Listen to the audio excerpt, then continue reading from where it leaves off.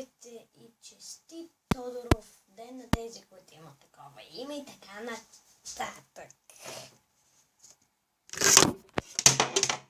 Бутнах камерата. Опа. Все пак аз не ползвам статив.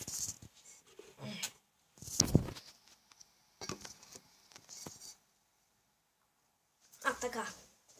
И също много портмоне. Но жалко. Знаете ли що? В портмонето няма пари. Има само личната ми карта, ученичката. Аз стих съм я бутал, бе.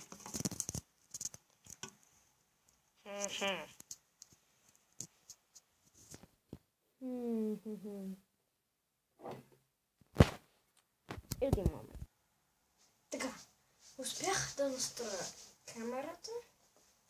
Така, също в портмонето ми се крие карта за метрото и чай да видя нещо.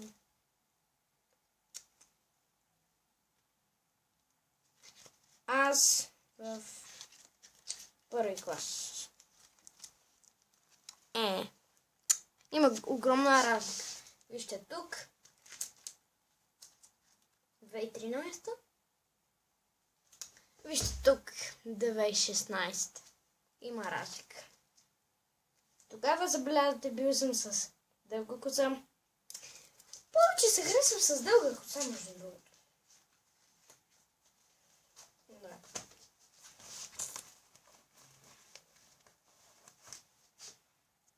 Имам дезодорант. Сега идвам и ще звънем на рандом номер. Сега. Не, няма да звънем. Телефона няма батерия. Фак. Също и днес стана нещо гадно. Правих си чай аз в микровълновата, топлих водата. И бях притоплил чашата. Около 5-6 минути. На 5-6 минути оставих. Тя беше страшно гореща. И се опари. Ето тук на пръста ми. Може да не се види добре, но е попелял и има малък мехур. И боли. В смисъл не боли, ама щипе. Гадно. Все пак. Фак! Интересно ми е дали вие сте се опарвали на нещо. То ще да е лампа, печка, микровълнова. Долу в коментарите можете да напишете на какви неща сте се опарвали. Ако искате все пак.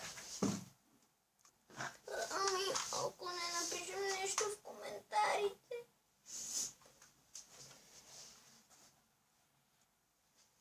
Ако не напишете нищо в коментарите, Александро, ще те убия. Да, не се шегувам. Знам къде живееш. Така, сега ще направя реклама за един робот, който се казва Псоватроник. Вижте.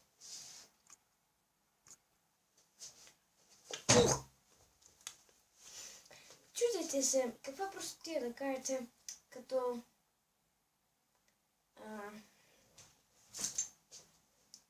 като се ударите, например, чуете каква простотия да кажете.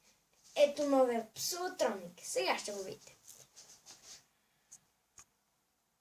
Така, Псоватроникът е едно нещо, което като си го сложиш, идва някакъв друг глас от едно микрофонче и почва да псува.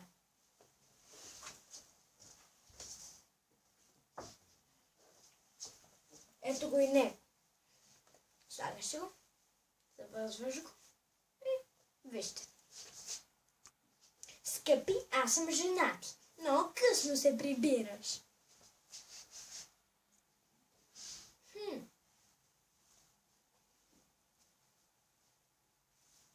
Майка тишева! Бега от тук веднага! Така, видяхте рекламата на Псоватроникът. Видяхте по-рано и Александра. Това ще бъде новият персонаж в клиповете ми. Ще се казва Александра.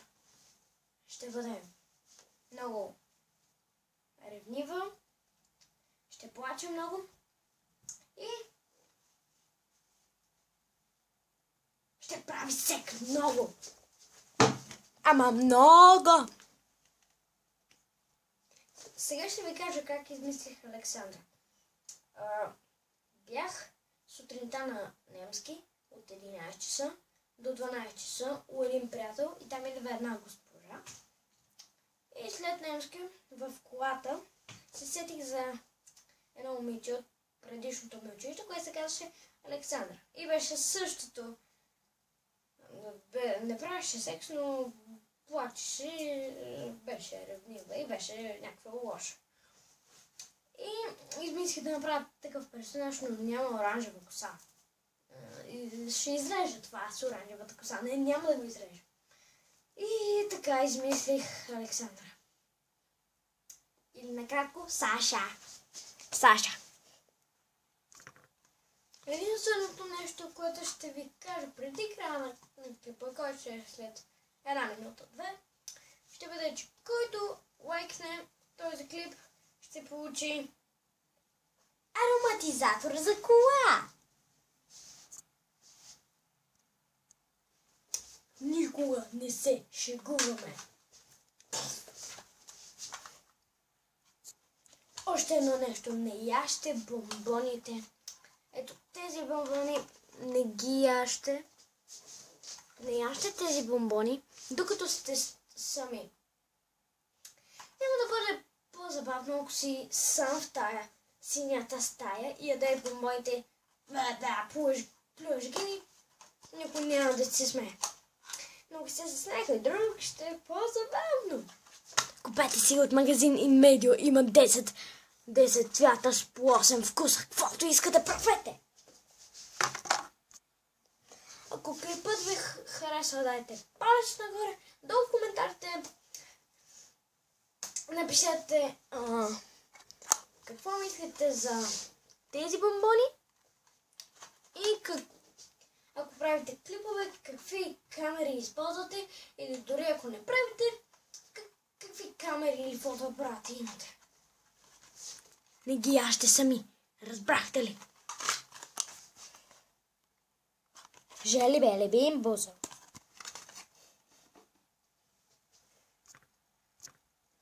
Довиждане за сега от мен и до скоро.